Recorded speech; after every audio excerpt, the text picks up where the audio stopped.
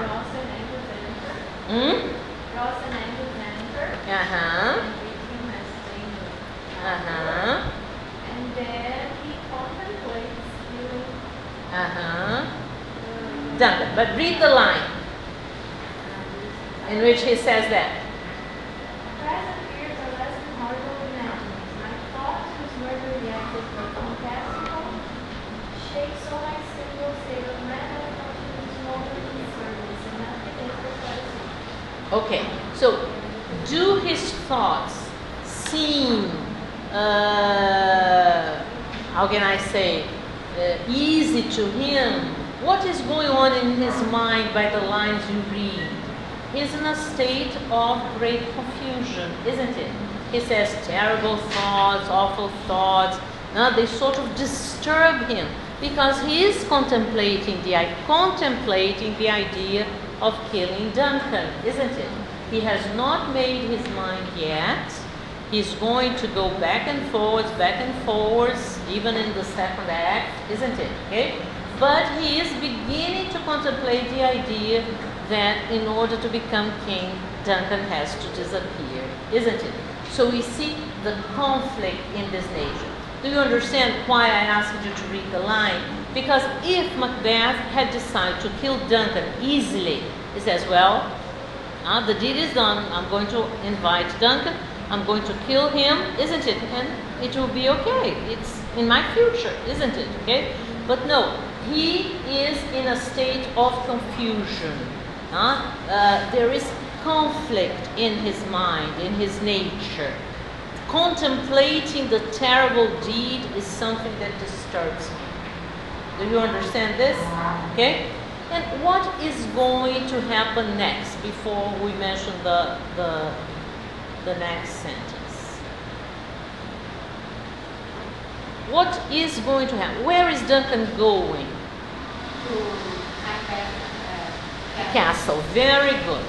Duncan, okay, is going to visit Macbeth's castle, isn't it?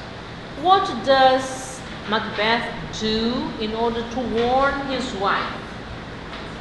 Writes her a letter. Now, Juliana, could you read us the letter?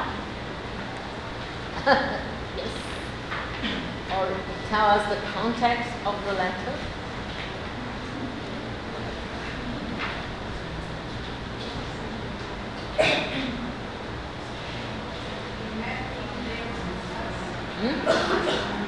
Yes?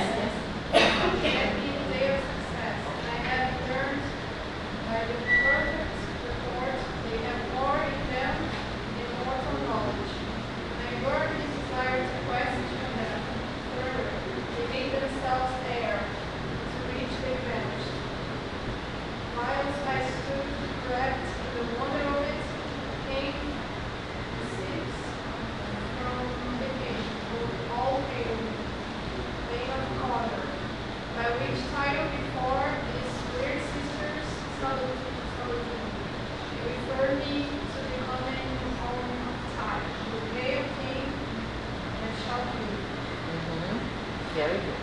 Go on. This have I thought good to deliver you, my dearest partner of greatness. For thou mightst not choose the people rejoicing, by being ignorant of what greatness is promised thee. Lay it to thy heart, farewell. Very good. Now, Juliana, tell me, if you had received a letter like this, okay, what would it indicate to you? What do you think is the relationship at the beginning of the play between Macbeth and Lady Macbeth?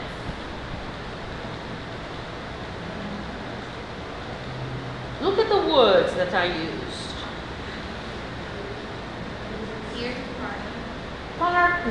Partner, isn't it? So there is a kind of complicity between them, isn't it? There is a kind of partnership that was not very common at the time. So what the text shows us is that Macbeth and Lady Macbeth had a great complicity among themselves. So he hurries to inform her of the witch's predictions, isn't it? And he hails her as my partner in greatness. So becoming king is important to him, but it's important to him that she knows that she will be also his queen, the Queen of Scotland. Do you understand this? This is important because of the development of the play, because later on we are going to see that Lady Macbeth is very ill and dies without Macbeth trying to see her, to go and help her, isn't it? Do you understand? He almost asked for her opinion, right? Opinion, very good. Then what do you think of that, isn't it? So we see from the beginning of the play that the couple were very close, isn't it? That they shared ambitions, that they shared information, that he wants to know what she thinks of all that. So it is very important for us to understand this, that in the beginning, Macbeth is not just a noble warrior. He seems to be a loving husband also, isn't it? Okay? A husband who has a wife he wants to share this prophecy of greatness with, isn't it? Okay? It's important for us to understand the deterioration that Macbeth's character suffers later on. Okay? I'm calling your attention to these things because they have an impact in the play. So a man who writes a letter to his wife, calling her my partner in greatness, what do you think of everything, and so on, is a man who shares dreams, ambitions, now daily life with his wife. Do you understand? So this is Macbeth at the beginning of the play. Do you understand why it's important to read with attention? Although a letter does not seem that important. Okay? Now let's see. Number 5. What is the irony in King Duncan's remark, there is no art to find the mind's construction in the face? I put this in because I find the line very difficult to understand. Okay? I want to see if you understood the meaning of it. He looks at Macbeth, he thinks Macbeth is valiant, is noble, and deserves all the titles that were awarded him. And then he says this line. Why is it ironic? What does Duncan believe? That if you are evil, you show your evilness in your mind, isn't it? Okay? That you would be able to read it in your mind. The problem is that he reads only good things in Macbeth's face, but little does he know what goes on inside Macbeth's mind, isn't it? Do you understand? So the statement is ironic because Duncan believes that he can read the mind of an individual in his face, okay? And he reads it wrong. He does not know how to read it right, isn't it? He does not see the evilness, he does not see the ambition that is beginning to take over Macbeth. Okay?